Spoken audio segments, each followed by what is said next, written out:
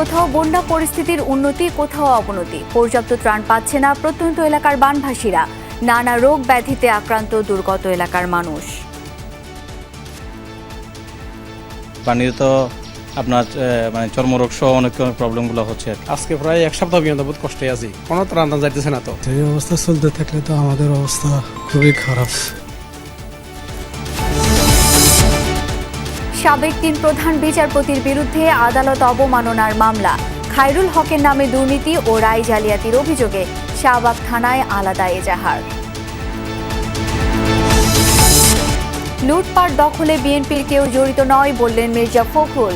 অভিযোগের সত্যতা পেলে ব্যবস্থা, মামলা করার আগে যাচাইয়ের অনুরোধ। যারা কাজ করেছিল, যারা তাদেরকে সহায়তা করেছে, তাদেরকে এই হত্যা করতে সহায়তা করেছে, আমরা তাদের চেহারাগুলো দেখতে চাই না। জামায়াত শিবির নিষিদ্ধে সরকারি সিদ্ধান্ত প্রত্যাহারে স্বরাষ্ট্র মন্ত্রণালয়ের অনুমোদন।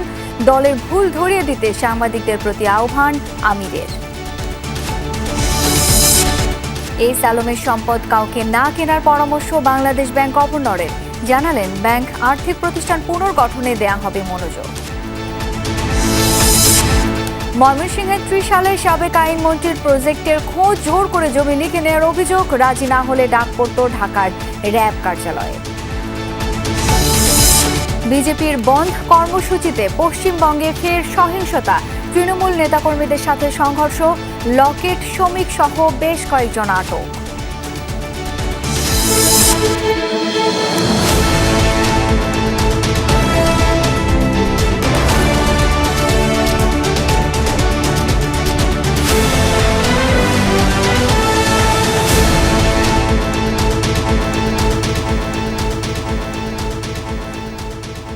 আমন্ত্রণ দুপুরের বাংলাদেশে আপনাদের সাথে আছি আমি শাওন দত্ত। এতক্ষণ শিরোনাম দেখছিলেন। বন্যা কবলিত পূর্বাঞ্চলের 11 জেলা, তবে স্বস্তির বিষয় কোথাও কোথাও কমতে শুরু করেছে পানি। নতুনভাবে কিছু এলাকাও তলিয়েছে বানের জলে। সংশ্লিষ্টরা বলছেন, নিষ্কাশন ব্যবস্থার ঘাটতি থাকায় পানি নামছে ধীর গতিতে। নোয়াখালীতে বানের জল কিছুটা কমলেও মঙ্গলবার রাত থেকে থেমে থেমে কিছু বৃষ্টি হয়েছে। আবহাওয়া অফিস আগামী কয়েকদিন হালকা থেকে মাঝারি বৃষ্টির পূর্বাভাস দিয়েছে। বেশিরভাগ উপজেলা প্লাবিত হয়ে পানিবন্দী 21 লাখের বেশি মানুষ। প্রত্যন্ত অঞ্চলে পৌঁছানো যাচ্ছে না ত্রাণ। বানভাসী মানুষ আক্রান্ত হচ্ছে নানা রোগ ব্যাধিতে। মেঘনার পানি বেড়ে হাতিয়ার, ঘাসিয়ার চর ও নিঝুম দ্বীপ জলমগ্ন হয়ে পড়েছে। 1 ফুট পানি আজকে বৃষ্টির কারণে বেড়ে গেছে, আর আসা যাওয়া করতে অনেক প্রবলেমই হয়। প্রতিদিনই প্রায় 6 ইঞ্চি করে পানি বাড়তেছে। এই অবস্থা চলতে থাকলে তো আমাদের অবস্থা খুবই খারাপ। বাসা তো হয় এতটুকু পর্যন্ত, বুঝছেন। আজকে প্রায় এক সপ্তাহ পর্যন্ত বহুত কষ্টে আছি, কোনো ত্রাণ যাইতেছে না। তো লক্ষ্মীপুরের বন্যায় পানিবন্দী প্রায় 10 লাখ মানুষ। সকাল 7টা পর্যন্ত মুষলধারে টানা বৃষ্টি হওয়ায় বেড়েছে বন্যার পানির উচ্চতা। কোথাও কোথাও 5 থেকে 6 ফুট পর্যন্ত পানি। প্লাবিত হয়েছে নতুন কিছু এলাকা। জেলা সদর সহ 58টি ইউনিয়নের প্রায় প্রতিটি এলাকায় পানি ঢুকেছে। আশ্রয় কেন্দ্রে ত্রাণের সংকট দেখা দিয়েছে। মানুষের বাড়ির রাস্তাঘাট সব ডুবে গেছে। আপনার ওই যে অনেকের বাড়ির ভিতরেও পানি ঢুকে গেছে। এমত অবস্থা, মানুষ খুব সমস্যার মধ্যে আছে। আজকে আরো 4-5 ফুট পানি বেড়ে গেছে। বাসা বাড়ির থেকে কেউ বাড়িতে পারতেছে না। এই নিয়ে সব দুর্গতি, এখন চলাফেরা খুব সমস্যা হইতেছে। ফেনী সদর ও সোনাগাজীর পরিস্থিতি এখনো উন্নতি হয়নি। এই উপজেলাগুলোর সবকটি ইউনিয়ন বানের জলে নিমজ্জিত। শহর এলাকা থেকে পানি নামলেও নেই বিদ্যুৎ, ইন্টারনেট ও গ্যাস সংযোগ। এখনো বহু এলাকার মানুষ পানিবন্দী। ফুলগাজী, পরশুরাম ও ছাগলনাইয়ের কিছু এলাকার পানি কমায় বন্যার ক্ষতচিহ্ন দৃশ্যমান হচ্ছে। এদিকে দুর্গম এলাকাগুলোয় পৌঁছানো যাচ্ছে না ত্রাণ। দুর্গম এলাকায় হেলিকপ্টারে খাবার পাঠানো হচ্ছে। এদিকে পানি আরো বহুত মানুষ আটকার মধ্যে আছে, কেউ যাইতে পারতেছে না। যে যার মতন চলতেছে আর কি। কষ্টের কোনো সীমা নাই। দেখেন মুরব্বীর আর আগে ডাক্তার কাছে দেখবার দরকার আছিল। পানিলে বাইরিতে পারি না, দেখাইতে পারি না। অন এ পানি কিন ভাঙি অন লই যাইয়ে। ব্যক্তি উদ্যোগে আমরা খালের ভিতরে যে ডলগুলো আছে, এগুলো আমরা নিষ্কাশন, এগুলো আমরা কাটে দিতেছি। কাটে দেওয়ার পরে পানি গতিতে নিষ্কাশন হতেছে। কুমিল্লায় ধীরে ধীরে কমছে বন্যার পানি। এরই মধ্যে গোমতী নদীর পানি নেমেছে বিপদসীমার নিচে। তবে উজানের ঢলে নতুনভাবে প্লাবিত কিছু কিছু এলাকা। গেল কয়েকদিনে ডুবেছে লাকসাম, মনোহরগঞ্জ, ব্রাহ্মণপাড়া উপজেলার বিভিন্ন ইউনিয়ন। নতুন এলাকাগুলোয় ত্রাণ পৌঁছতে হিমশিম খাচ্ছেন স্বেচ্ছাসেবীরা। প্রায় 500 আশ্রয় কেন্দ্রে আছেন 1.5 লক্ষের বেশি মানুষ। জেলায় বন্যায় এ পর্যন্ত শিশুসহ 10 জনের মৃত্যু হয়েছে।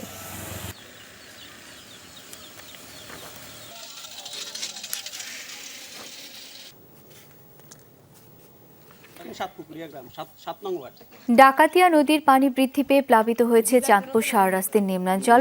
বাড়িঘর, দোকানপাট, রাস্তা পানিতে নিমজ্জিত। ফসলি জমিও জলমগ্ন। পানিবন্দী দিন কাটাচ্ছেন প্রায় 1.5 লক্ষ মানুষ। অনেকেই বাড়ি ছেড়ে উঠেছেন আশ্রয় কেন্দ্রে। প্রকট হয়ে উঠেছে বিশুদ্ধ পানি ও খাবারের সংকট। সরকারি বেসরকারিভাবে দুর্গতদের জন্য ত্রাণ সহায়তা দেয়া হলেও তা প্রয়োজনের তুলনায় অপ্রতুল। পানির মধ্যে আমরা চালাচ্ছি কি কষ্ট করে।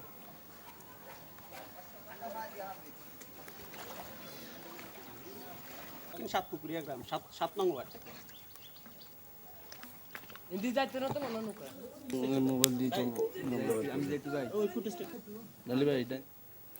দর্শক, এই মুহূর্তে সচিবালয়ে কথা বলছেন আইন উপদেষ্টা ডক্টর আসিফ নজরুল। আমরা সরাসরি চলে যাচ্ছি তার বক্তব্যে। জঙ্গিকে আখ্যায়িত করেছিল, ওই ন্যারেটিভের পার্ট হিসাবে তারা জামাতকে সন্ত্রাসী সংগঠন হিসাবে হঠাৎ করে ঘোষণা করে একটা প্রজ্ঞাপন জারি করে। আমরা তো আওয়ামী লীগ যে ছাত্র জনতার গণবিপ্লবকে সন্ত্রাসী কর্মকাণ্ড বলতে চেয়েছে, সেই ন্যারেটিভের পার্ট তো আমরা হতে পারি না। আমরা মনে করি আওয়ামী লীগ কোনো নীতিগত অবস্থান থেকে জামাতকে নিষিদ্ধ করে নাই। আওয়ামী লীগ রাজনৈতিক অপকৌশলের জন্য ছাত্র জনতার বিপ্লবকে নির্মমভাবে দমন করার জন্য এই ইস্যুটাকে এইভাবে ব্যবহার করেছিল। তা আমরা ছাত্র জনতার গণ অভ্যুত্থানে পরাজিত এবং প্রত্যাখ্যাত একটি দলের অন্যায় ন্যারেটিভের পার্ট হতে পারি না। এটাই হচ্ছে আমাদের বক্তব্য। এবং আমাদের স্বরাষ্ট্র মন্ত্রণালয় থেকে তারা পরীক্ষা নিরীক্ষা করে দেখেছে, আওয়ামী লীগের পক্ষ থেকে ছাত্র জনতার গণবিপ্লবকে যেভাবে সন্ত্রাসী কর্মকাণ্ড আখ্যায়িত করা হয়েছিল, জঙ্গি কর্মকাণ্ড আখ্যায়িত করা ছিল, এটার পার্ট হিসাবে জামাতকে নিষিদ্ধ করা হয়েছিল। এই ন্যারেটিভটা সত্যি না, সেটা ছাত্র জনতার বিপ্লব ছিল। ছাত্র জনতার বিপ্লবকে সন্ত্রাসী হিসেবে আখ্যায়িত করা, কর্মকাণ্ড হিসেবে আখ্যায়িত করা, সেটা একটা দলের উপর চাপিয়ে দেওয়া, তাকে নিষিদ্ধ করা, আমরা এই মিথ্যা ন্যারেটিভের পার্ট হতে পারি না। এটা হচ্ছে আমার বক্তব্য। ঠিক আছে, বলেন এই ইস্যুতে প্রশ্ন করেন, অন্য কোনো ইস্যু না।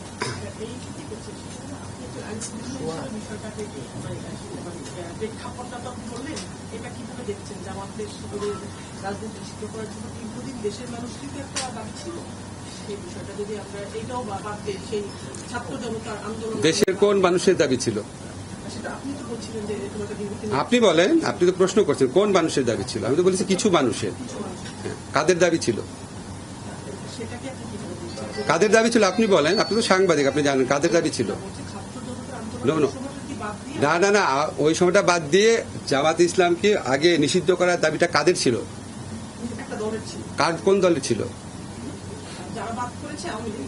তা আওয়ামী লীগের নিষিদ্ধ করার দাবি ছিল। আওয়ামী লীগ 15 বছর ক্ষমতা ছিল, করে নাই কেন? তার মানে তো তাদের বদ মতলব ছিল। 15 বছর তারা ক্ষমতায় ছিল, তারা তাদেরই সহযোগী সংগঠন বিভিন্ন মহল থেকে তারা এই ধরনের দাবি তুলেছে। আবার আমরা অতীতে দেখেছি আওয়ামী লীগ জামাতকে সাথে নিয়ে 1986 ইলেকশনে গেছে, 1988 সংসদে একসাথে পদত্যাগ করেছে। একসাথে পদত্যাগ করার পর একসাথে মতিউর রহমান নিজামী, প্রয়াত মতিউর রহমান নিজামী সাহেবের সাথে আওয়ামী লীগের সভানেত্রী সাংবাদিক সম্মেলন করেছেন। বলেছেন উনি শুধু আওয়ামী লীগের লিডার না, উনি সকল বিরোধী দলের নেতা। পরবর্তীকালে জামাত যখন প্রেসিডেন্সিয়াল নির্বাচনে জয়লাভ করার জন্য আওয়ামী লীগের পদপ্রার্থী জামাতের আমির গোলাম আজমের কাছে দোয়া চাওয়ার জন্য গিয়েছেন। 1996 আন্দোলনে জামাতকে নিয়ে অংশ নিয়েছেন। আমরা সর্বশেষ নির্বাচনীয় পত্রপত্রিকায় রিপোর্ট পাচ্ছিলাম জামাতকে ইলেকশনে আনার একটা প্রক্রিয়া চলছে। তারপরে যখন আওয়ামী লীগের বিভিন্ন মহল থেকে এ ধরনের দাবি করা হতো এবং আওয়ামী লীগ যখন আবার এই দাবিটা পূরণ না করত, আমার পার্সোনাল ওপিনিয়ন হচ্ছে এটা আওয়ামী লীগ জামাতকে চাপে রেখে তাদের কথা মতো চলতে বাধ্য করার একটা প্রক্রিয়া হিসেবে নিয়েছিল। আওয়ামী লীগের রাষ্ট্রীয় ক্ষমতায় দোর্দণ্ড প্রতাপে ছিল, কখনোই নিষিদ্ধ করে নাই। যখন ছাত্র জনতার বিপ্লবে যখন আওয়ামী লীগের প্রায় পরাজিত এবং পরাভূত হওয়ার মতো অবস্থা হয়েছে, তখন আপনার এই পুরা বিপ্লবটাকে, পুরা অভ্যুত্থানটাকে সন্ত্রাসী কর্মকাণ্ড আখ্যায়িত করে অবাধে দমন নিপীড়ন চালানোর একটা পর্যায়ে জামাতকে নিষিদ্ধ করেছে। সেটা তো কোনো নীতিগত অবস্থান হতে পারে না। স্যার, আমি একটা প্রশ্ন করতে চাই। স্যার, যে অবস্থায় ছাত্র জনতার গণঅভ্যুত্থানে সরকার এক ধরনের পালিয়ে গেছে, পাবলিক পারসেপশন আছে, অনেকে মনে করে যে আওয়ামী লীগকে নিষিদ্ধ করা দরকার। সো এই ব্যাপারে আপনারা কি চিন্তা করেন? আপনি দেখেছেন আমাদের অ্যাটর্নি জেনারেল অফিস থেকে যখন আওয়ামী লীগকে নিষিদ্ধ করার একটা দাবি উঠেছে হাইকোর্টে, সেই অফিস থেকে এটার প্রতিবাদ করা হয়েছে, এটার বিপক্ষে দাঁড়িয়েছে। ব্যক্তিগতভাবে আমি মনে করি কোনো রাজনৈতিক দলকে নিষিদ্ধ করার পক্ষে আমি না, আনলেস আপনার যদি একটু সুশক্তভাবে জঙ্গি তৎপরতা, রাষ্ট্রবিরোধী তৎপরতা, কোট আন কোটো যে বিভিন্ন পলিটিক্যাল পার্টির রেটরিক হিসাবে ইউজ করে সেটা না, সত্যিকার অর্থে সেরকম থাকলে তাও প্রচন্ড সততার সাথে তদন্ত করে দেখে হয়তো এটা করা যেতে পারে। জেনারেল রুল হিসাবে আমাদের সংবিধানে সংগঠন করার স্বাধীনতা আছে। আওয়ামী লীগ বাংলাদেশের স্বাধীনতা সংগ্রামে নেতৃত্ব প্রদানকারী দল, বিভিন্ন গণতান্ত্রিক সংগ্রামে এই দলটার অবদান ছিল। গত 15 বছর তারা যা করেছে সেটা তাদের ঐতিহ্যের সাথে যায় না, সেটা মুক্তিযুদ্ধের চেতনার সাথে যায় না। তারা বাংলাদেশের ইতিহাসে বর্বরতম এক ফ্যাসিবাদ কায়েম করেছিল। এই কর্মকাণ্ডের জন্য ব্যক্তিগত দায় থাকতে পারে, লিডারদের সামষ্টিক দায় থাকতে পারে, বা দল হিসাবে, ব্যক্তিগতভাবে আমি বলছি, দল হিসাবে আওয়ামী লীগ মানে নিষিদ্ধ করা দল হিসাবে মনে হয় না সমীচীন হবে। স্যার, আমি একটু প্রশ্ন করতে চাই। স্যার, আওয়ামী লীগ যখন ক্ষমতা ছিল তখন সরাসরি শুনছিলাম ডক্টর আসিফ নজরুলের বক্তব্য। দর্শক, আমরা আরও একবার বন্যা পরিস্থিতি জেনে নিতে চাই। আমার সহকর্মীরা যুক্ত হচ্ছেন এই মুহূর্তে আমার সঙ্গে। শুরুতেই যাব নোয়াখালীতে সহকর্মী রিয়াজ রায়হানের কাছে। রিয়াজ, রাতের বৃষ্টিতে বন্যার পানি নিশ্চয়ই আবার বেড়েছে। প্রত্যন্ত এলাকাগুলোতে ত্রাণ পৌঁছানোতে কতটা লড়াই হচ্ছে, সেখানে কতটা সফলতা মিলছে আসলে?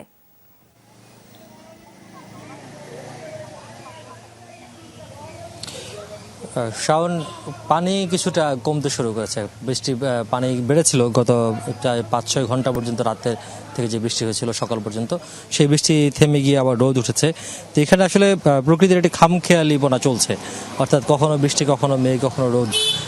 তো এই যে অবস্থা, একেবারে এই শহরগুলো শুধু শহর নয়, শহর থেকে শহরতলি প্রত্যন্ত অঞ্চল পর্যন্ত পানিতে নিমজ্জিত ছিল, কিন্তু পানি কিছুটা কমতে শুরু করেছে আসার কথা, যদিও পানি বাড়লেও সেটি আসলে খুব বেশি সময় ধরে থাকার কথা নয়, যেহেতু আসলে পশ্চিম থেকে পূর্ব থেকে পশ্চিমে পানিগুলো নামতে শুরু করেছে। এবং আমরা যতটুকু গিয়েছি, আজকে যতটুকু গিয়েছি ততটুকুতে দেখেছি যে ত্রাণ পৌঁছাচ্ছে। এখন পর্যন্ত প্রাপ্ত তথ্য মতে বিভিন্ন উপজেলার একেবারে প্রত্যন্ত অঞ্চল পর্যন্ত ত্রাণ পৌঁছাচ্ছে, কিন্তু সেটি আসলে সমন্বয়হীনতার মাধ্যমে, এবং কিছু এলাকা যেখানে সহজে যাতায়াত করা যায় বা সহজে যাওয়া যায় সেসব এলাকাগুলোতে ত্রাণ যাচ্ছে ঠিকই, কিন্তু যেগুলো একেবারে দুর্গম বা পায়ে হেঁটে যাওয়ার মতো সুযোগ নেই, নৌকা প্রয়োজন, অথবা অন্য কোনো বিকল্প যদি কোনো ব্যবস্থা থাকে, ভেলা হোক, সেভাবে পানিপথে যাওয়ার কোনো যে পথগুলো রয়েছে সেখানে যাওয়ার মতো পরিস্থিতি এখনও তৈরি হয়নি ত্রাণের, বা একেবারে গেলেও খুবই যৎসামান্য। তো সেটি দিয়ে আসলে যারা এখন পর্যন্ত রয়ে গেছেন, যারা এখন পর্যন্ত আশ্রয়কেন্দ্রে আসতে পারেননি বা আসেননি নানা কারণে, তাদের আসলে চলাটা খুব মুশকিল হয়ে গেছে। এবং অনেকের একরের পর একর মাছের ঘের উজাড় হয়ে গেছে। পাশাপাশি যারা বিত্তবান ছিলেন তারাও এখন দরিদ্রের কাতারে, বা তারাও এখন ত্রাণের প্রত্যাশী। তো সুতরাং এই যে মানুষগুলো রয়েছে, যাদের এক সময় অনেক ছিল কিন্তু এখন একেবারে বানের পানিতে ভেসে যাওয়ার মতো অবস্থা হয়েছে, তারা লোক লজ্জার ভয়ে হোক বা আত্মসম্মানের ভয়ে হোক অনেকে আশ্রয়কেন্দ্রে যাননি বা ঘরের মধ্যেই দিন কাটাচ্ছেন। তো সেসব মানুষগুলোকে খুঁজে খুঁজে আসলে ত্রাণ পৌঁছানো প্রয়োজন। সেই কারণে স্থানীয়রা বলছেন যে স্থানীয়দের সঙ্গে উপজেলা বা জেলা পর্যায়ের যারা কর্মকর্তা রয়েছেন তাদের একটি সমন্বয় টিম যদি থাকতে পারত, সমন্বিতভাবে কাজ করলে এই পরিস্থিতি মোকাবেলা করা আরো সহজ হতো। রিয়াজ, অনেক ধন্যবাদ আপনাকে। একটু লক্ষ্মীপুরের খবর জেনে নিতে চাই। তাজনুর ইসলাম সঙ্গে রয়েছেন। তাজনুর, নতুন করে তো এলাকা আরো প্লাবিত হচ্ছে, সব মিলিয়ে জানতে চাই ত্রাণের যে সংকট ছিল সেটি কি কাটিয়ে ওঠা গেছে? দেখুন, এই সংকট তো আসলে খুব অল্প সময়ের মধ্যে কাটিয়ে ওঠা সম্ভব নয়, বরং যেটি দরকার সেটি হচ্ছে সমন্বয়। এই জন্য বলছি যে অনেক মানুষ কিন্তু এরই মধ্যে এই লক্ষ্মীপুর শহরে বিভিন্ন জায়গা থেকে এই সহায়তা কিংবা ত্রাণ যেটি যাই বলি না কেন, তারা কিন্তু সেটি নিয়ে আসতে শুরু করেছেন, কিন্তু সেই সহায়তা সবার কাছে পৌঁছানো, অর্থাৎ প্রান্তিক পর্যায়ে যারা রয়েছেন তাদের কাছে পৌঁছানো অনেক বেশি দূর হয়ে পড়েছে। তার কারণ হচ্ছে নৌকার সংকট যেমন একটি রয়েছে, কারণ প্রত্যেক দিনই লক্ষ্মীপুরে আসলে পানি বাড়ছে, কোনোভাবেই এই যে সড়ক পথে যে সমস্ত এলাকা এলাকাতে প্রবেশ করার যে রাস্তাগুলো ছিল সেগুলো কিন্তু অনেক বেশি পরিমাণে পানি জমে রয়েছে, যার কারণে কোনোভাবে গাড়ি নিয়ে তো সেখানে প্রবেশ করা সম্ভব নয়। সেখানে দরকার নৌকা, আর সেই নৌকার ব্যাপক রকমের যেই সংকট সেটি কিন্তু একদম সকালবেলাতেই আমরা লক্ষ্য করেছিলাম। পরবর্তী সময়ে আমরা একটি নৌকা নিয়ে সদরের বিভিন্ন গ্রামে আমরা মানুষের দুর্ভোগ দেখেছি, মানুষের সেই যেই করুণ যে গল্পগুলো সেগুলো জানার চেষ্টা করেছি যে এই মুহূর্তে এত পানির মধ্যে তারা কিভাবে চলাচল করছে। মূলত তারা আসলে এই যে কলা গাছের বানানো যে ভেলা এবং একই সঙ্গে ছোট ছোট যে নৌকাগুলো বিভিন্ন প্রতিবেশীর বাড়িতে ছিল সেগুলো নিয়ে কিন্তু তাদের সেই দৈনন্দিন কাজগুলো তারা করার চেষ্টা করছে। কেননা আপনি দেখতেই পাচ্ছেন যে সামনে একটি যে নৌকাটি যাচ্ছে, অর্থাৎ আমাদের নৌকার সামনে যে নৌকাটি রয়েছে সেখানে কিন্তু দুজন অসুস্থ মানুষ রয়েছেন। তারা গতকাল থেকেই তাদেরকে হাসপাতালে নেওয়ার জন্য চেষ্টা করা হচ্ছিল এবং আজকে দুপুরবেলা সেই নৌকার সন্ধান হওয়ার পরে কিংবা নৌকার ব্যবস্থা হওয়ার পরেই কিন্তু তাদেরকে এখন শহরের দিকে হাসপাতালে নিয়ে যাওয়া হচ্ছে। সব মিলিয়ে আসলে গল্পটা খুবই বেদনার, কেননা লক্ষ্মীপুরে এত বেশি পানি বেড়েছে এবং সেই পানি বৃদ্ধি কিন্তু অব্যাহত রয়েছে। গতকাল যেই জায়গাগুলোতে আমরা দেখেছি যে সেখানে যেই পরিমাণ পানি জমে রয়েছে, আজকে কিন্তু সেই জায়গাগুলোতে। তাজনুর, ধন্যবাদ আপনাকে, সরাসরি দেখছিলাম আমরা এবার একটু ফেনীর খবরাখবর জেনে নিতে চাই। সাইফুদ্দিন রবিন সঙ্গে আছেন। রবিন, বন্যা পরিস্থিতির তেমন কোনো উন্নতি হচ্ছে না, ফেনীর সার্বিক বন্যা পরিস্থিতি জানতে চাই, এই মুহূর্তে কি দেখছেন?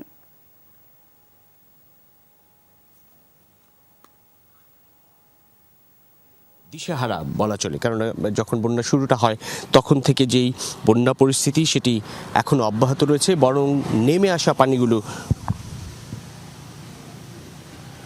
ভাই এইটাতে থাকি ভাইয়া থাকি।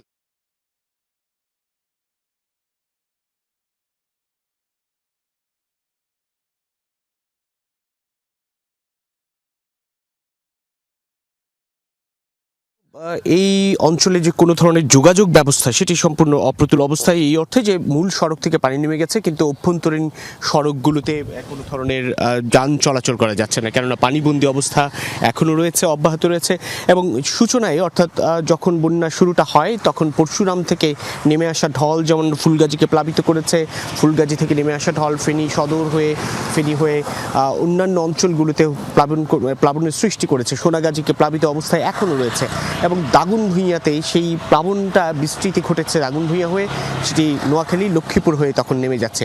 এবং সেই পানি অপসারণের ক্ষেত্রেও বলা চলে নানান ধরনের জটিলতা, অর্থাৎ পানিগুলোর নামার গতিটা খুবই স্লথ, কেননা নদী খাল যেগুলো রয়েছে সেগুলো খুবই ধ্বংসযজ্ঞের মতো, অর্থাৎ এই অর্থে যে সেগুলো আটকা পড়ে আছে এবং সেখান দিয়ে পানি প্রবাহটা স্বাভাবিক নয়। এবং সে কারণে আমরা দেখেছি সকালেই যে এক্সকেভেটর দিয়ে এক ধরনের পানি প্রবাহ স্বাভাবিক করার জন্য পানিতে যে সব নল খাগড়া অন্যান্য জিনিসপত্র রয়েছে সেগুলো সরিয়ে দেওয়ার চেষ্টা। আর এই যে পানি নেমে যাওয়া, এরপরে কিন্তু ঘরে ফিরতে পারছে না মানুষ, অর্থাৎ আশ্রয়হীন অবস্থায় তাদের যে থাকাটা সেটি এখনও অব্যাহত রয়েছে পুরো ফেনীর 6 উপজেলায়, কেননা বসবাসের কোনো উপযোগিতা তৈরি হয়নি, বরং যে সড়কে দাঁড়িয়ে আছে সেখানে যেমন মাথার উপরে পানি ছিল, অর্থাৎ ঠাঁই নেই অবস্থা ছিল, সেখানে হয়তো এখন পানি খানিকটা নেমে এসেছে বা সড়কে পানি নেই কিন্তু সেই পানিগুলো নেমে এই সব জনপদে রয়েছে। অর্থাৎ ঘরে বসবাসের উপযোগিতা যেমন নেই, ঠিক তেমনি প্রাণ সংকট, এবং সেই সংকটটা আরও দীর্ঘ হবে বা কিংবা থাকবে, অব্যাহত থাকবে এমনটি বলছেন স্থানীয়রা। পরশুরাম ফুলগাজী অবস্থা খুবই ভয়াবহ। বুঝতে পেরেছি রবিন, ধন্যবাদ আপনাকে এই মুহূর্তে যোগ দেবার জন্য। ফেনীর দাগনভূঞার সবকটি গ্রামেই এখন বন্যার পানি। বানভাসীরা ঘর ছেড়ে উঁচু ভবনগুলোতে আশ্রয় নিলেও 3 বেলা খেতে পারছেন না। গজারি সহ আশপাশের আরও কয়েকটি গ্রামেও ত্রাণের জন্য হাহাকার। সেসব গ্রাম ঘুরে বিস্তারিত জানাচ্ছেন আল আমিন শিকদার, ক্যামেরায় ছিলেন সাইদুর রশিদ ইভান। ফেনীর বিস্তীর্ণ এলাকা জুড়েই বন্যার পানি। দাগনভূঞার প্রত্যন্ত গ্রামগুলোর হাজারো পরিবার এখনো পানিবন্দী। দেখে হাওর মনে হলেও এক সময়ের মেঠো পথ ধরে ছুটে চলছে স্পিড বোট। দুর্গম এলাকা, তাই চলছে না বোটের ইঞ্জিন, ধাক্কা দিয়ে নিয়ে যাওয়া হচ্ছে ফেনীর দাগনভূঞার গজারিয়া এলাকার দিকে, যেখানে খাবার পায়নি, অনাহারে আছে এমন কয়েক শত পরিবার অপেক্ষা করছে ত্রাণের জন্য। ঢলের পানিতে তলিয়ে গেছে ধানি জমি, ডুবে আছে ঘর। আশ্রয়হীন মানুষগুলোর শেষ ভরসা স্কুলের বারান্দা ও উঁচু ভবনের ছাদ।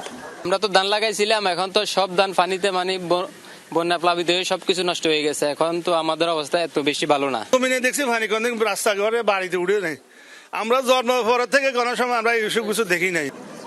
দুর্গম অঞ্চলের মানুষগুলোর অপেক্ষা ত্রাণের জন্য। হেলিকপ্টার দেখলেই হাত উঁচিয়ে ইশারা করছেন ত্রাণ ফেলার জন্য। বোট দেখলে ছুটে আসছেন কাছে।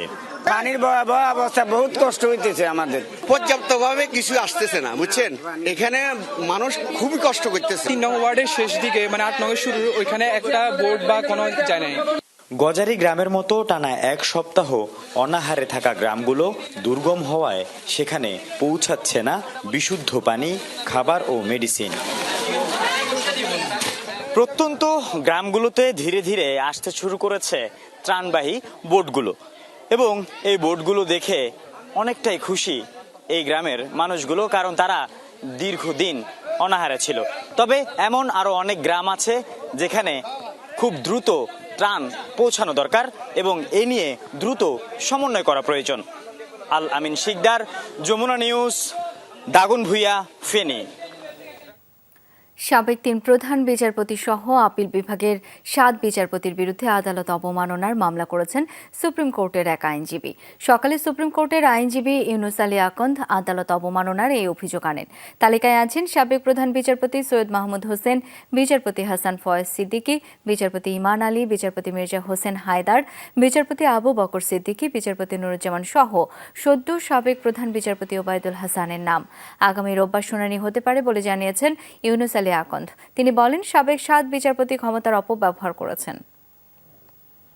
হাইকোর্ট যদি রায় দেয়, সেই রায়ের বিরুদ্ধে সরাসরি আপিল করা যায়, কিন্তু আপিল বিভাগ সোমোটো রুল দিয়ে সেই আমার যে আপিল করার রাইট, সংবিধানের 103 অনুচ্ছেদ অনুযায়ী সরাসরি আপিল করার যে রাইট, সেই রাইটটাকেও খর্ব করেছে। দুর্নীতি এবং রায় জালিয়াতির অভিযোগে সাবেক প্রধান বিচারপতি ABM খায়রুল হকের বিরুদ্ধে শাহবাগ থানায় মামলা হয়েছে। মঙ্গলবার রাতে সুপ্রিম কোর্টের আইনজীবী মোজাহিদুল ইসলাম শাহিন মামলাটি করেছেন। খায়রুল হকের বিরুদ্ধে দণ্ডবিধি 219 ও 466 ধারায় মামলাটি করা হয়েছে। এর আগে 26 আগস্ট নারায়ণগঞ্জের ফতুল্লা থানায় সাবেক প্রধান বিচারপতি খায়রুল হকের বিরুদ্ধে প্রথম মামলা হয়। সংবিধানের 13 সংশোধনী বাতিলের রায় পরিবর্তন এবং জালিয়াতির অভিযোগে মামলাটি করা হয়। নারায়ণগঞ্জ জেলা আইনজীবী সমিতির সাবেক সভাপতি আব্দুল বারী ভূঁইয়া মামলা করেন।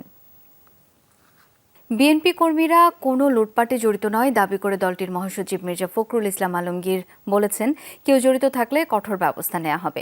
সকালে গুলশান কার্যালয়ে ব্রিফিংয়ে মির্জা ফখরুল বলেন, ছাত্র জনতার বিপ্লব নস্যাৎ করতে বিদেশ থেকে প্রচার চালানো হচ্ছে। এ সময় তিনি বলেন, ঢালাওভাবে মামলা দিলে বিপ্লব সুসংহত হবে না। মামলা করার আগে যাচাই করতে হবে এবং সারবস্তু বুঝেই মামলা দিতে হবে। 1-11-র মতোই বিএনপিকে লক্ষ্য করে অপপ্রচার চালানো হচ্ছে অভিযোগ মির্জা ফখরুলের। অন্তর্বর্তী সরকারের সাথে রাজনৈতিক দলগুলো দ্রুত সংলাপে যান বিএনপি মহাসচিব।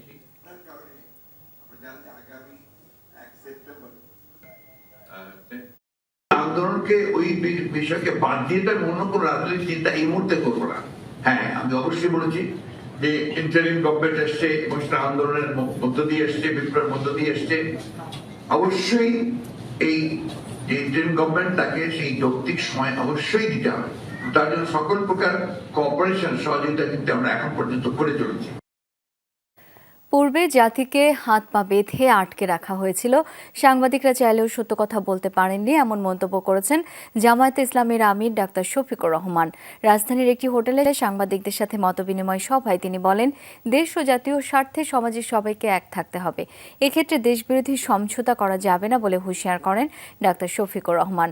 জামায়াত আমির বলেন, যে ক্ষমতায় আসুক সেই শাসক যেন সমাজের কাউকে দাস মনে না করে। দেশ থেকে ভয়ের সংস্কৃতি দূর করতে হবে। সাংবাদিকরা মুক্ত, স্বাধীন ও নির্ভয়ে দায়িত্ব পালন করবেন। এ সময় জামায়াতের ভুল ধরিয়ে দিতে সাংবাদিকদের প্রতি আহ্বানও জানান ডাক্তার শফিকুর। সাংবাদিকতার কলম যখন বস্তুনিষ্ঠভাবে চলে, তখন এটা সমাজের পিলারকে, স্তম্ভকে মজবুত করে। কোনো দলকে নয়, ব্যক্তিকে নয়, গোষ্ঠীকে নয়। আমাদের সাবজেক্ট যদি আমাদের জাতি এবং দেশ থাকে, তাহলে আশা করি যে এই ক্ষেত্রে জাতি বেশি লাভবান হবে এবং সাংবাদিকরা অর্থবহ ভূমিকা পালন করতে পারবেন। সাবেক আইনমন্ত্রী আনিসুল হকের কয়েক একর জমির উপর এক প্রজেক্টের খোঁজ পাওয়া গেছে ময়মনসিংহের ত্রিশালে। ঢাকা ময়মনসিংহ মহাসড়কের পাশে করা সেই প্রকল্পের জন্য কখনো জোর করে জমি দখল কিংবা লিখে নিতেন তিনি। রাজি না হলে ডাক পড়ত ঢাকার র্যাব কার্যালয়ে, রয়েছে এই অভিযোগও। স্থানীয় দালালদের মাধ্যমে গ্রামের কৃষকদের নামে দেয়া হতো মামলা। ময়মনসিংহের ত্রিশালে রায়মনি এলাকার এই জমির মালিক সাবেক আইনমন্ত্রী আনিসুল হক। খাগাটিপাড়া ও নারায়ণপুর মৌজায় ৮ একরের এই প্রজেক্টে আনিসুল হকের নামে জমি আছে ৩ একর ৭.৪%, আর তার ভাগ্নে পরিচয় দানকারী ইকবালের নামে আছে ৪.৫ একর। তবে দলিল না করেও দখলে রাখা হয়েছে আরো জমি। উনির কাছে বেচে ৬০ কাঠা জমি হলো ৫ কাঠা, রয়ে গেছে আরো কাঠা, সেটা আমাদের দখলে নাই, তার দখলে আছে। যুদ্ধ পর করে সব খাইব, এই কর্মফলে এই বস্তু হয়েছে। এই জমিটা অর্ধেকটা জমি জোর করে নিচ্ছে, সঠিক মূল্য দেয় নাই। অভিযোগ, আনিসুল হকের কাছে জমি বিক্রিতে রাজি না হলে জমির মালিকদের ডাক পড়তো ঢাকায় র্যাব কার্যালয়ে। ক্ষমতার প্রভাব খাটিয়ে বাধ্য করা হতো কম দামে জমি লিখে দিতে। র্যাব অফিসে খুব ভয়ভীতি আমাদেরকে দেখাইছে, আমরা বাধ্য হয়েছি ওই দামে জায়গা দিতে। ১ কোটি টাকার জায়গা ৪৫ লাখ টাকায় আমরা সমিতি সদস্য ১৪ জন তার কাছে কাওলা দিয়ে টাকা নিয়ে নিছি। এখন পর্যন্ত আমার জমি টেয়া পাইছি না। এটা সাক্ষী যে দোকানদার যারা আছে তার লোকজন আইছে এই মার্কেটও, সবার কাছে বিচার দিছি, কিন্তু বিচারটা হয়েছে না, পাইছিও না। ২১% একটিও আমরা আঙ্গরে দিছে না এই দালালরা। তারপরও যারা জমি দিতে রাজি না, স্থানীয় দালালদের দিয়ে তাদের নামে দেয়া হতো একের পর এক মামলা। সাদাবাদী কেস দিছে, সন্ত্রাসী কেস দিছে, চুরির কেস দিতে ৩টা কেস দিছি। ফার্স্টটা বছর বাদে মামলা জানুন না কি বস্তা, ভিক্ষার কাবিল হয়ে গেছি আমি। বাতি খাইর না এর জ্বালা কদুর লগে এটা হচ্ছে আনিছিল হয় করাইছে। বলছি আইনমন্ত্রী স্যার, আমরা মানুষের কাছে শুনছি যে আমার পুত্র নাই, ঝি নাই, ভাই নাই, বোন নাই, আমার এত বিশাল সম্পদ কে খাইব? আমাদের ১৪টা ফ্যামিলিরে আঘাত দিয়া এই সম্পত্তিটা না নিলে চলে না। কজা আমি হাইরা যাওয়া, বাংলাদেশ হাইরা যাওয়া, জোরপূর্বক বাইফু সাব রেজিস্ট্রার এই রায়মনি হাসপাতাল মোড় আইনা সে জমি আঙ্গরতাইতে জোরপূর্বক নিচ্ছে, কয়েক লাখ টাকা মারতক দিছে। স্থানীয়রা বলছেন, গ্রেফতারের পর সম্পদ গোপন করতে রাতারাতি জমির সাইনবোর্ডে আনিসুল হকের নাম মুছে লেখা হয়েছে ইকবালের নাম। এই সাইনবোর্ডে আগে আনিসুল হকের নাম ছিল, এখন এটা ৫ তারিখের পরে এটা আপনার চেঞ্জ করে ইকবাল লিখছে। উপজেলা ভূমি অফিস হতে প্রাপ্ত তথ্য মোতাবেক সাবেক এমপি আনিসুল হকের নামজারিকৃত জমির পরিমাণ মোট ১.0475 একর এবং এই জমিগুলো ২টি মৌজায় রয়েছে, আমিরাবাড়ি মৌজা এবং মঠবাড়ি মৌজায়। হুসাইন শাহিদ, যমুনা নিউজ, ময়মনসিংহ। সার সংকট দেখা দিতে পারে, সেক্ষেত্রে চাহিদা পূরণে সরকার প্রয়োজনীয় ব্যবস্থা নিচ্ছে। এ তথ্য জানিয়েছেন অর্থ উপদেষ্টা ডক্টর সালেউদ্দিন আহমেদ। সচিবালয়ে ক্রয় সংক্রান্ত উপদেষ্টা কমিটির প্রথম সভা শেষে একথা বলেন তিনি। অর্থ উপদেষ্টা জানান, বৈঠকে বিভিন্ন দেশ থেকে ৯০,০০০ মেট্রিক টন ইউরিয়া সার কেনার সিদ্ধান্ত হয়েছে। এর মধ্যে সংযুক্ত আরব আমিরাত থেকে কেনা হবে ৩০,০০০ metric ton, Karnaphuli fertiliser company থেকে ৩০,০০০ মেট্রিক টন, এছাড়া কাতার থেকেও ৩০,০০০ মেট্রিক টন সার কেনার সিদ্ধান্ত হয়েছে।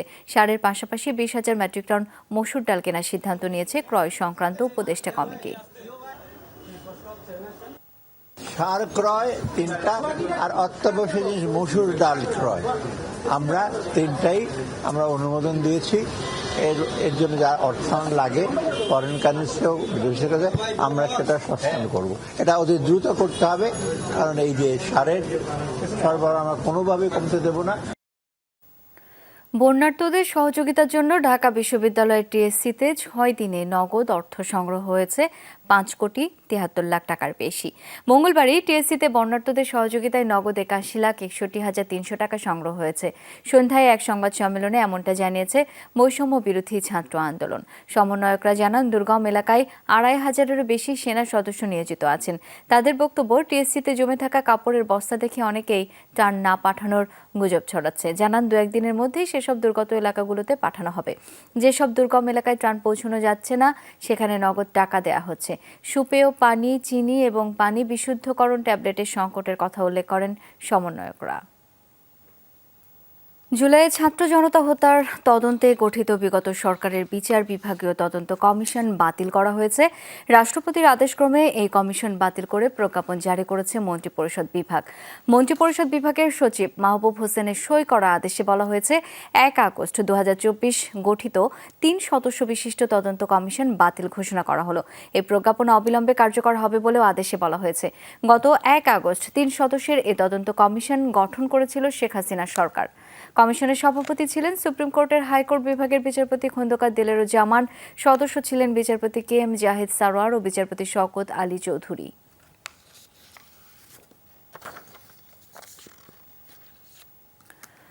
হাতিরঝিল থেকে একটি বেসরকারি টিভি চ্যানেলের নিউজরুম এডিটর রাহনুমা সারার মরদেহ উদ্ধার করেছে পুলিশ। রাত 3টা নাগাদ মরদেহ উদ্ধার করা হয়। পরে মরদেহ ঢাকা মেডিকেল কলেজ হাসপাতালে পাঠানো হয়। তবে মৃত্যুর সঠিক কারণ তাৎক্ষণিকভাবে জানা যায়নি। প্রত্যক্ষদর্শীর বরাত দিয়ে পুলিশ বলছে আত্মহত্যা করতে পারেন রাহনুমা সারা, কারণ মধ্যরাতে সারাকে হাতিরঝিলের ব্রিজ থেকে লাফ দিতে দেখা গেছে, এমনটাই পুলিশকে জানিয়েছেন প্রত্যক্ষদর্শী।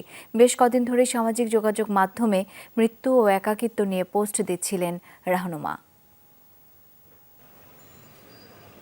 তো আসলে কাজকর্মের মধ্যেই ছিল, হঠাৎ করে এই ধরনের কোনো ঘটনা আসলে এই জন্যই আমাদের জন্য পুরো আনএক্সপেক্টেড। ওনাকে নিয়ে আনভেরিফাইড নিউজ যেগুলো আছে সেগুলো যাতে মানে কেউ কানে না দেয়, আমরা চাই না এই নোংরামিটা ওনার মতো মানুষের সাথে হোক।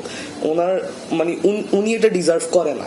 আমি পুলিশ পাঠিয়েছি, সুরতাল করব। আমরা আপাতত ইডি মামলা নিচ্ছি, পোস্টমর্টম রিপোর্ট পাওয়ার পর দেন বোঝা যাবে আর কি বিষয়টা। সিলেট ওসমানিয়া আন্তর্জাতিক বিমানবন্দর থেকে 105 পিস স্বর্ণের বার সহ একজনকে আটক করেছে আইন শৃঙ্খলা বাহিনী। সকালে গোপন সংবাদের ভিত্তিতে ওসমানী বিমানবন্দরে অভিযান চালানো হয়। এ সময় দুবাই শারজা বিমানবন্দর থেকে আসা বাংলাদেশ বিমানের এক যাত্রীর 2টি লাগেজ তল্লাশি করে বার সহ 4টি স্বর্ণের চাকতি জব্দ করা হয়। জব্দকৃত বারগুলোর ওজন প্রায় 16 কেজি, যার আনুমানিক বাজার মূল্য 12.25 কোটি টাকা। 4টি চাকতি হোয়াইট গোল্ড কিনা তা পরীক্ষা নিরীক্ষা করছে বিমানবন্দর কর্তৃপক্ষ। রাজশাহী ও মাদারীপুরে অভিযান চালিয়ে 6টি প্রতিষ্ঠানকে জরিমানা করেছে জাতীয় ভোক্তা অধিকার সংরক্ষণ অধিদপ্তর। সকালে রাজশাহীর সাহেব বাজার এলাকায় বৈষম্য বিরোধী আন্দোলনের শিক্ষার্থীদের নিয়ে অভিযান পরিচালনা করে ভোক্তা অধিকারের কর্মকর্তারা। অভিযানে আমাদের রেস্টুরেন্ট এবং সেলিম হোটেলে পচা মাছ, দই ও মিষ্টি সহ মেয়াদ উত্তীর্ণ খাবার পাওয়া যায়। পরে 2টি প্রতিষ্ঠানকে 30,000 টাকা জরিমানা করা হয়। এ সময় অন্যান্য বেশ কয়েকটি প্রতিষ্ঠানকে সতর্ক করা হয়। মাদারীপুরে অভিযান চালিয়ে মূল্যের তালিকা ও পণ্যের মোড়ক ব্যবহার না করায় 4টি প্রতিষ্ঠানকে জরিমানা করেছে ভোক্তা অধিকার। সকালে সদরের কালীবাজার এলাকায় এই অভিযান পরিচালনা করা হয়। এ সময় কৃষ্ণ ঘোষ মিষ্টি ভান্ডার, ফরাজি স্টোর, নাম স্টোর ও সুজাত এন্টারপ্রাইজে মূল্যের তালিকা ও পণ্যের মোড়ক না থাকায় 4,000 টাকা জরিমানা আদায় করা হয়।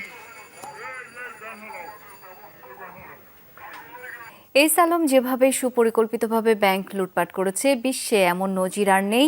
এই গ্রুপের সম্পদ নিজস্ব যোগাযোগে কাউকে না কেনার পরামর্শ দিয়েছেন বাংলাদেশ ব্যাংকের governor doctor Ahsan H Mansur. কারণ এসব সম্পদ বিক্রি করে ব্যাংক লুটের টাকা সমন্বয় করবে সরকার। দুপুরে এক সংবাদ সম্মেলনে গভর্নর এসব কথা বলেন। জানান, এরই মধ্যে 6টি ব্যাংকের পরিশোধ ভেঙে স্থিতিশীলতা ফিরিয়ে আনা হয়েছে। এখন এসব প্রতিষ্ঠান পুনর্গঠনে মনোযোগ দেওয়া হবে। তবে সেটি ব্যাংকিং কমিশনের মাধ্যমে হবে নাকি আলাদা টাস্কফোর্সের মাধ্যমে তা এখনও নিশ্চিত না। পরামর্শ নেওয়া হবে দেশে বিদেশে যোগ্য সবার। আরও জানান, মূল্যস্ফীতি নিয়ন্ত্রণে বাংলাদেশ ব্যাংকের একার পক্ষে সম্ভব না। তবে বন্যার কারণে মূল্যস্ফীতি কমার লক্ষ্য কিছুটা পিছিয়ে যেতে পারে। এ সময় ডক্টর হাসান মন্তব্য করেন, রাষ্ট্রযন্ত্র ঠিক না হলে ব্যাংক সংস্কার কখনোই সফল হবে না।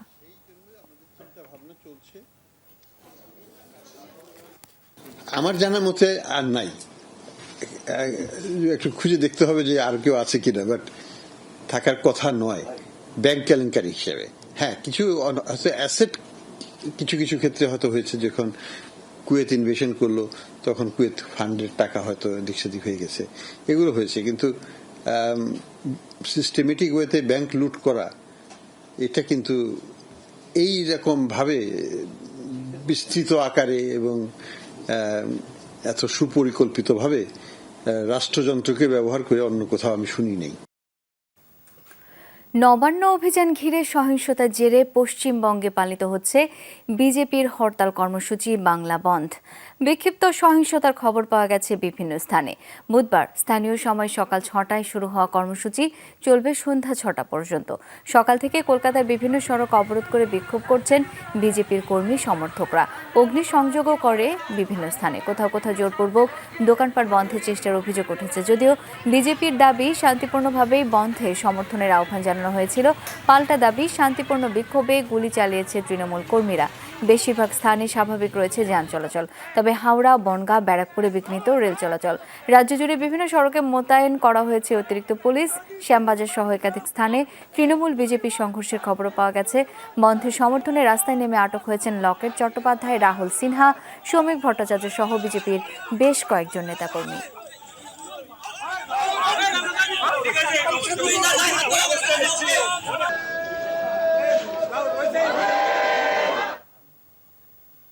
এই ছিল দুপুরের বাংলাদেশের আয়োজনে। এতক্ষণ সাথে থাকার জন্য সবাইকে অসংখ্য ধন্যবাদ।